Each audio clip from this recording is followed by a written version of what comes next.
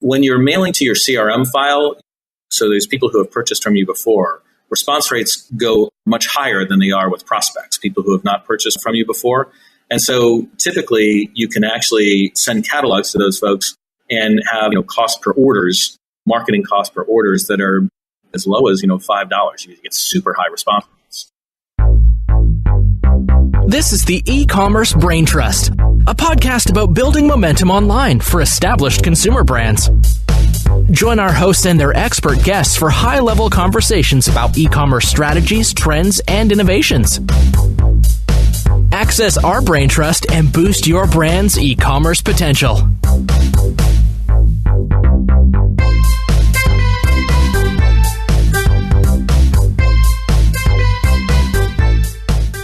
Hello and welcome to the Ecommerce Braintrust podcast. I'm your co-host, Kiri Masters, and I'm joined today by Julie Spear. Hi, everyone. So on today's podcast, I'm interviewing Larry Kavanagh from Navistone. And Larry and I and Julie, we all met at the Cohere One Summit, which is a conference primarily for direct mail companies. And Larry did a presentation there that Julie attended, and Larry came along to our Amazon presentation. And it was a really great experience being in a room with so many people from the catalog industry, which I have really no background in. I learned a lot from hanging out with people that are mailing catalogs out. Yeah, it was definitely an interesting experience getting another perspective of retail and another view of Amazon as well. Yeah, so you attended Larry's session, the Cohere One Summit, and I heard about it from you and just how much more cut through direct mail gets than I personally anticipated.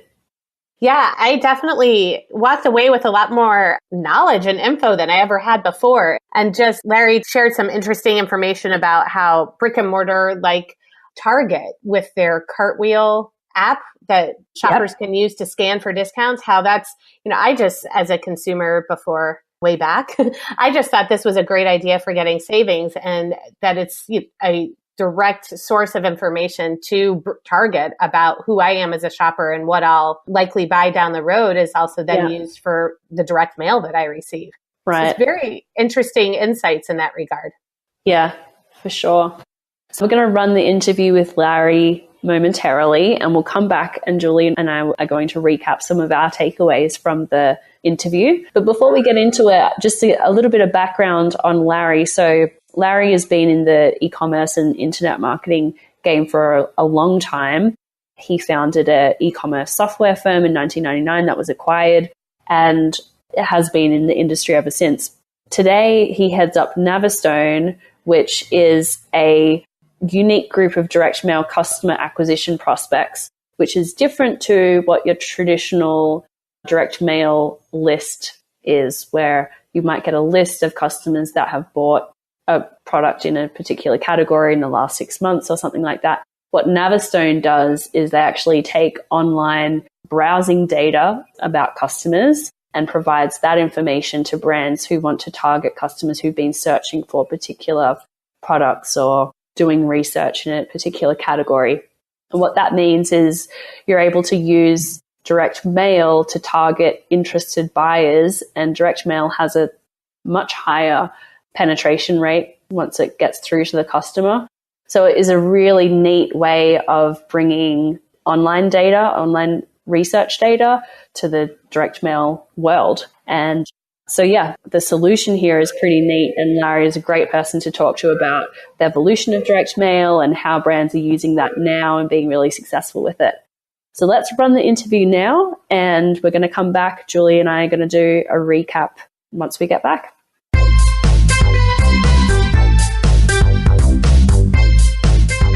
So today here with me is Larry Kavanagh, who we kind of passed like ships in the night, actually, at the Cohere One Summit back in May in Chicago. Apparently, Larry attended my session, but I didn't attend yours, I'm sad to say. You missed out, man. You missed out.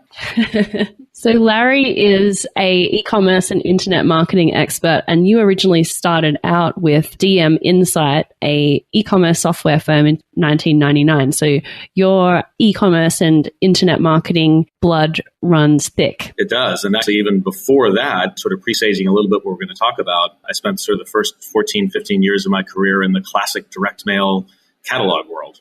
So I'm a crossover. And now you're back in direct mail as the CEO of Navistone, but you have a decidedly digital orientation as well. So tell us a little bit about what Navistone does. Sure. So Navistone is particularly for someone who's used to digital marketing. We're really a retargeting platform.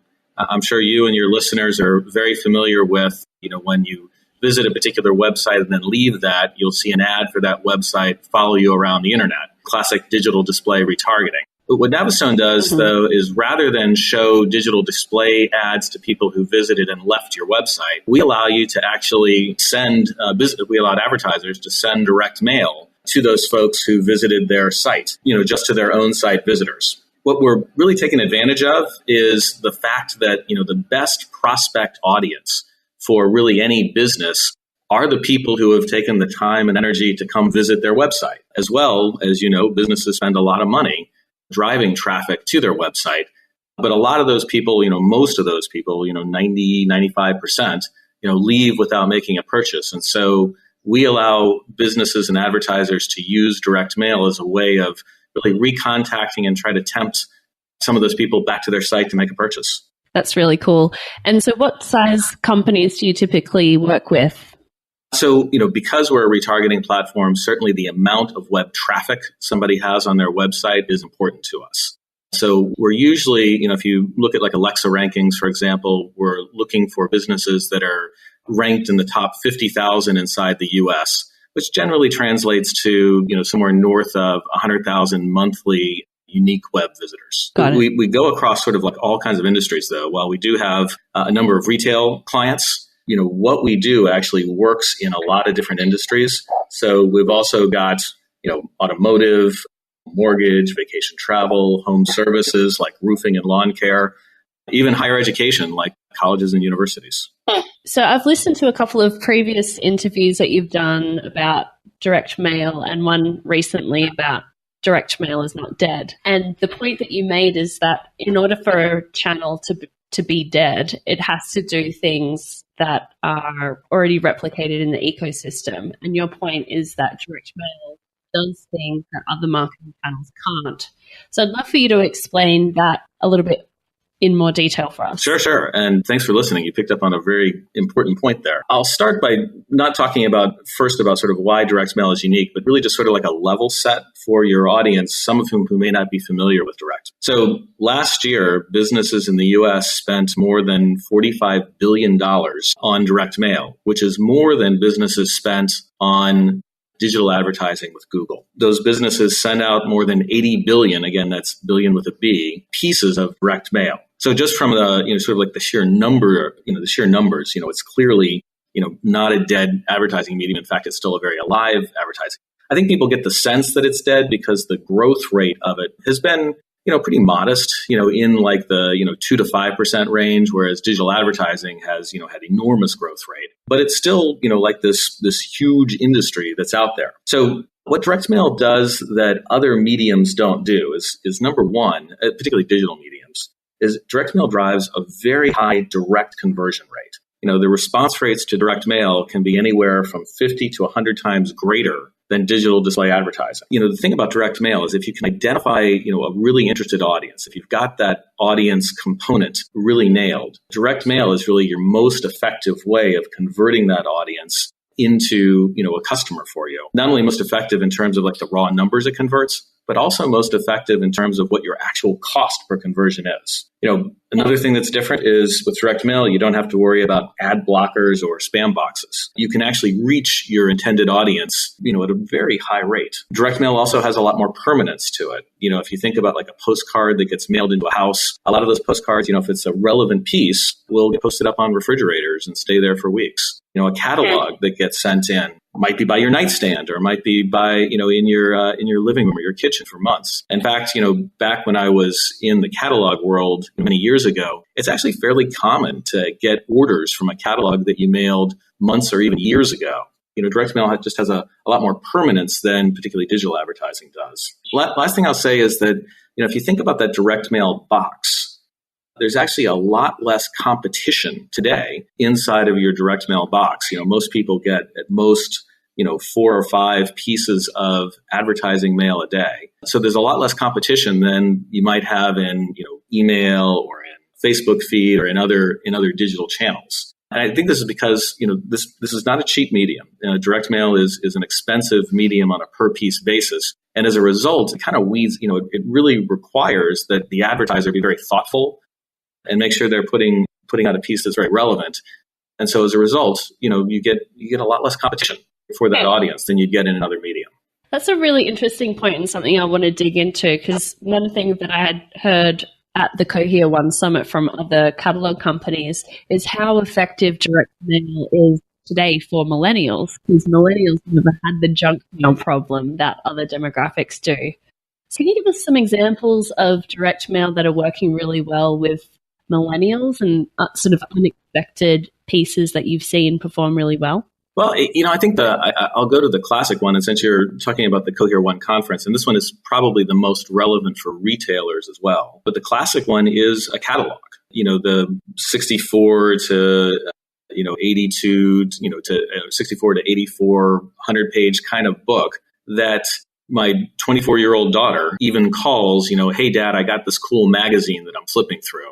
And it wasn't a magazine. It was actually a catalog. There's something that, I don't know, it's almost, I'm going to speculate a little bit here, but, there's almost something a little bit throwback-like that you sometimes see in the millennial generation where they, want to sort of like go back a little bit. It's almost sort of like an anti-screen time thing. They grew up with screen time. And so there's a little bit of a movement to say, hey, how can I reduce screen time a little bit and do something different? And there's just something that we find that attracts them to, something that you can touch and you can feel and you don't, doesn't shine a light in your eye while you're doing it. Catalogs is one place in particular where, the common industry thinking inside direct mail 10 years ago was that catalogs only worked for people 65 and older, and and they were dying out. And really, you see the reverse of that today. In fact, a lot of, pure play companies, the place where, when you talk to printers of catalogs, the place where they're finding their new customers are, pure play retail sites that are dipping their toe into the classic catalog world. Can you give us some examples? Sure. Wayfair, for example, launched a catalog, I think it was about 3 years ago. They also do a ton with, I suspect you've received some yourself in the mail. They also do a ton with postcards, like 6x9 postcards. Right. Yeah, you're right. I have seen Wayfair is an enormous user of that. And of course, their target market is more of a millennial target market. If you go up to sort of like classic retailer, Bed Bath & Beyond is the largest user of direct mail in the country. They send out, somewhere north of 1 billion pieces, literally 1 billion with a B, pieces of direct mail a year. And while certainly they have a range of target market, millennials who are just starting houses are a huge target for them. And then, of course, and I don't mean to jump ahead a little bit, but, Amazon made some news fairly recently. I saw the article yesterday that they're actually launching a catalog as well. And so Let's talk about Amazon. I'm really curious to get your thoughts about what this means for other companies employing direct mail. Do you think it's going to help them? Do you think Amazon's going to be successful? What's your hot take right now? Well, I'll start with sort of why I think Amazon's doing it, why I think they will be successful. So, of course, for your listeners who may not have seen the story, Amazon is planning on, or is talking about, putting out a toy catalog this fall. And what they are, what the article suggests they're going after or taking advantage of is really the fact that Toys R Us is no longer going to be around to put out a toy catalog. So there's sort of like a void in the marketplace that they see an opportunity to fill. And I think what Amazon is sensing or seeing is, of course, they're the biggest, a huge retailer, particularly online. But what they're seeing is all of a sudden, with Toys R Us no longer being around, there's market share to be had. There's like this open market share that they could claim. And, the predominant advertising medium used by Toys R Us was a catalog. So if Amazon wants to capture that audience, the catalog clearly appealed to them. But the reason why I think Amazon thinks it's an opportunity for them is Amazon has a huge consumer database of what people actually purchase. And the biggest success factor, so when you talk about direct mail, people usually analyze direct mail across three components of direct mail. One is your audience, who you're actually going to send a piece of direct mail to. Second is creative, how, the pretty pictures that you're going to show. And the third is offer, the shipping offer. Are you going to be able to offer Prime through your catalog? It's really across those three components. Now, of those three components, the most important of them, the one that contributes most to success, is actually audience. Most people think it's offer. Anyone can copy somebody else's offer. It's really about what audience you have to send to.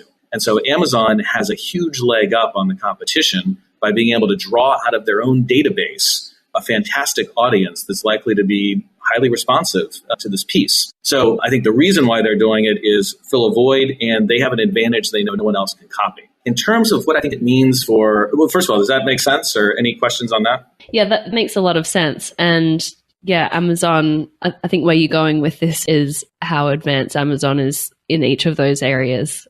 Yeah, so what it means for others, I don't know that it necessarily is going to help or hurt other companies directly. I think, though, if Amazon finds that this works for them, they could deploy this advertising vehicle, a catalog, into other industries. I mentioned Wayfair, for example. Obviously, right. Wayfair is a big competitor to Amazon, and Wayfair has been significantly more aggressive in their use of direct mail than Amazon has. And so, what you may see is Amazon seeing an opportunity to try to take advantage of direct mail in the same way Wayfair has, which could be a problem for Wayfair. Some of the questions that have been raised after this announcement is how Amazon's going to actually promote their offers, because just by the nature of Amazon being a marketplace, the prices of their products are dynamic. So how are they going to be able to actually advertise their offers through the catalog, do you think? Yeah, that's a great question. So, the fact that a website has a different price than appears in a catalog, as long as that price is lower, actually happens all the time today. Even, every catalog that's mailed today, it's not like retailers who have both catalog and website, which all retailers who have a catalog absolutely have a website, already have that problem with prices being different online. What they do is they just try to make sure that the price online is always going to be lower than what they offer in the catalog. So I think as long as they do that, they're not going to have any problem there. Also, wouldn't surprise me if they are selecting, Prime customers as a segment and promoting heavily the fact that, all of the benefits that you get with Prime. And they will do a couple versions. One that's to Prime customers that's reinforcing the benefits of Prime. And they may do another version that is to people who are not Prime customers as a way of trying to convert them. Mm-hmm. That's a great point. So in terms of the wider implications for other brands and retailers in the toy space, you mentioned that you could see them going into other verticals as well. That makes a lot of sense. What do you think, just to take a step back actually, do you think that Amazon would have actually launched a catalog if Toys R Us didn't go bankrupt this year and didn't pull out of that space? Tough to say, but I think it's certainly, because I'm sure they've been tracking Wayfair and know what Wayfair is doing. So I'm sure it's been, I strongly suspect it's been something that's on their mind. But I think with, Toys R Us leaving the space, it was just like too obvious an opportunity to pass up. And I think it's likely that they will, you see them do this again in other verticals. Definitely. Yeah, this will be a great opportunity for them to learn. And I love your point around splitting out just due to the nature of direct mail. And like you said, it can be infinitely customizable based on the audience. Like the creative can be based on the audience.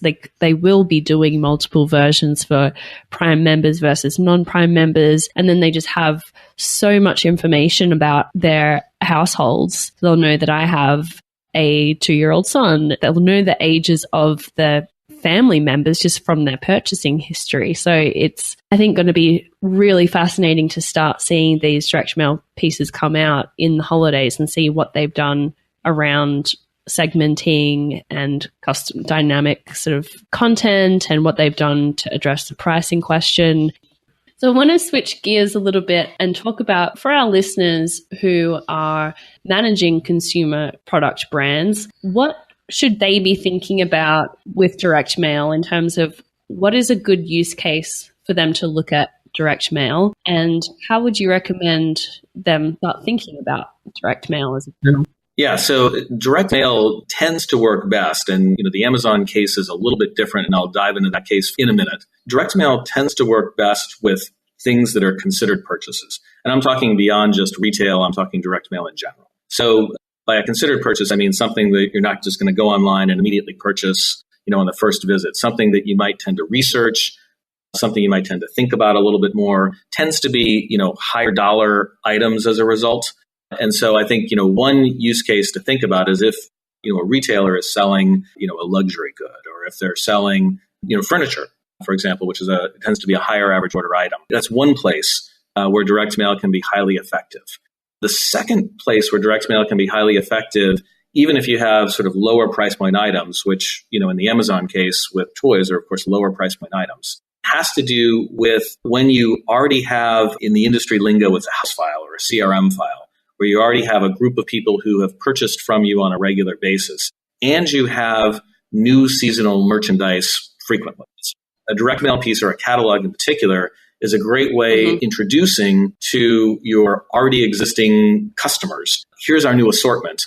And a way of, actually in today's world, what a catalog will tend to do is actually drive someone online to make a purchase. And so I think those are the two use cases that I would say your listeners who are perhaps in the retail world should think about. High price point items, and do I have an existing customer file, and am I apparel is another example where you are frequently introducing new collections and assortments. Great use case for direct mail. One of the things that you mentioned in the beginning of the interview about direct mail as being a benefit is that direct mail can be more cost effective than other mediums. But you also mentioned that direct mail is expensive. So how would people rationalize that? Because I understand each unit might be expensive, but the return that you get is high.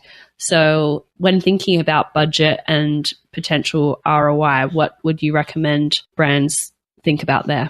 Sure. So first on the sort of how to think about the ROI, how to think about the spend. And this goes sort of hand in hand with, particularly with sort of higher dollar items, is when you're thinking about prospecting, when you're thinking about trying to acquire a new customer, you've got to be able to withstand, a $30 plus marketing cost associated with the customer acquisition. A lot of it might be $50 to $70 of cost per acquisition. Now, on things that are considered purchases, think about, like I say, selling a sofa online, or selling a mattress online.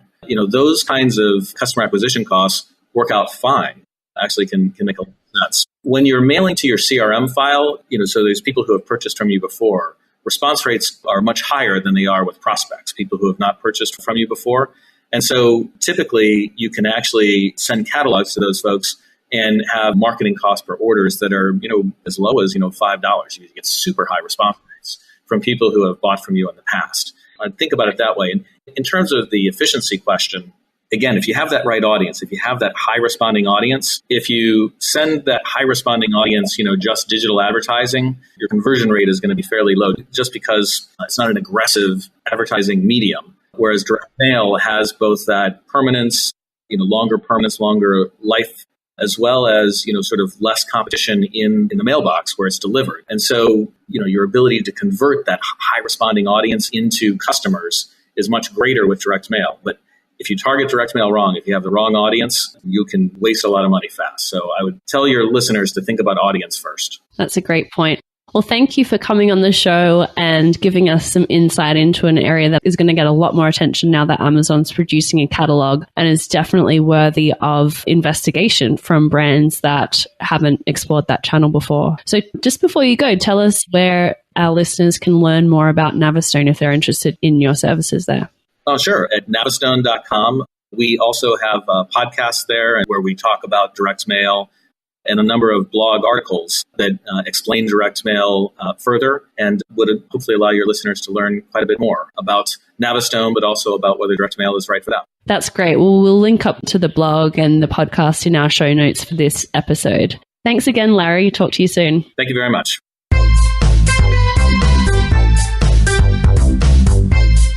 Well, that was another great interview, Kiri. I really enjoyed listening to Larry's information he shared about how direct mail is effective and the place for it in the world of e-commerce now. And I'm also really looking forward to that Amazon catalog that should be coming along. Oh, me too. It's going to be so fascinating just to see how much they personalize it. There's so many unanswered questions right now about what that's going to look like. I can't wait. Yeah, and the fact that it could be in response to a void left by Toys R Us is really an interesting angle. I'm very much looking forward to this catalog.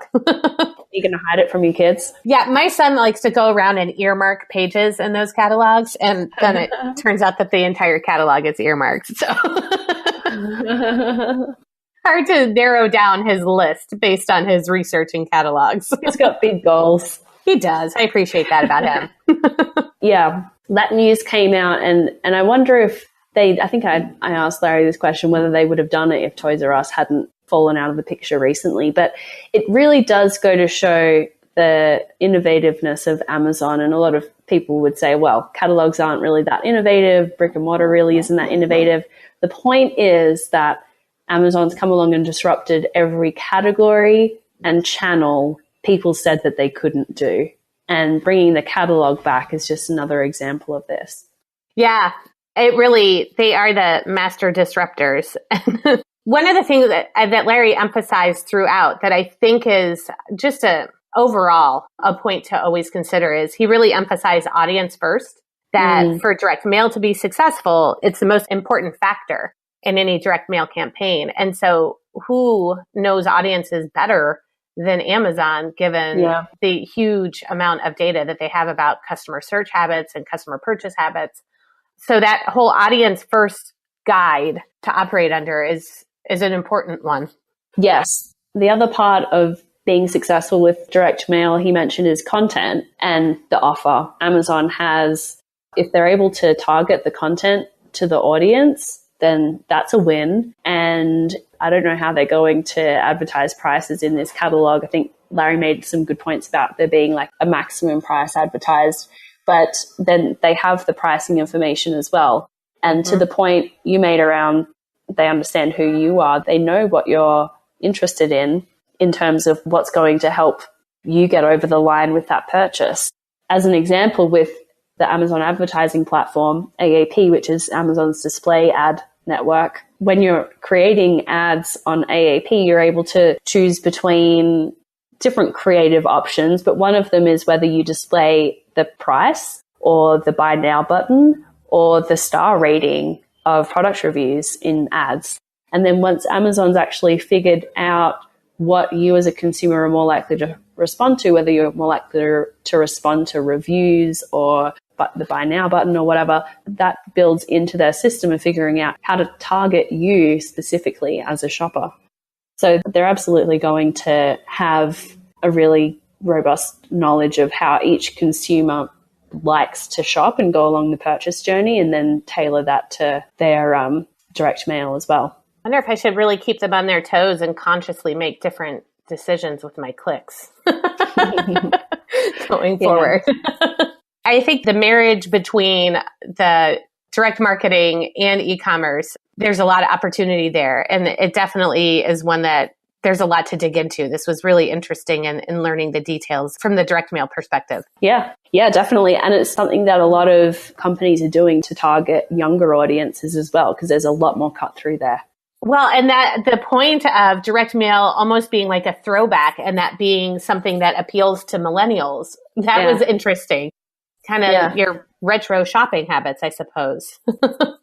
Well, especially if the creative is done in the right way, like he said about his daughter saying, oh, I'm just reading a magazine. And to her, it was just, some content that didn't seem like a advertisement. And millennial, with all the ad blockers and spam filters and so many ways that advertising and promotions are being filtered out online, the fact that you can put some really good creative together, send it to the right audience, and know they're going to sit down and flip through it and pass it around as well, or stick it up on their fridge. There's no digital comparison to that. No, he mentioned the permanence of direct mail being a factor to help drive conversions. Right. Yeah, there is no contender or competitor for that. Yeah. All right, cool. Well, before we go, I want to point out that my book, The Amazon Expansion Plan, went live on Amazon 2 weeks ago. And as a little incentive for people to write reviews of the E-commerce Braintrust podcast, I'm going to give away a paperback copy of my book to anyone within the US who takes a screenshot of their iTunes review of this podcast and sends it to us at info@bobsledmarketing.com. So if you write a review, take a screenshot, you send us an email, we will send you out a paperback copy of my book, The Amazon Expansion Plan, which is brand new and updated for 2018. What do you think of that bonus, Julie? I like it. And you're going throwback there too, that it's a hard copy, softback, but it's not digital version. I like that. It's very congruent with the topic today. Today's topic. Yeah, yes. Totally. Yeah. That was well planned. Yes. You write a review, I'll send you some direct mail. Yeah. And the other thing I want to call out before we go is Larry's podcast over at Navistone. They've got some really great content there, but they also have a really great podcast called Two Guys and Some Data, which is a great title. And I just started listening to it. So I definitely recommend checking that out. Anything else to close us out for today, Julie? No, I'm just writing. I've got a new podcast to add to my library. So that's always good. Nice work. Well, I'll catch you next week for another interview on the E-commerce Braintrust. Bye, everyone. Bye.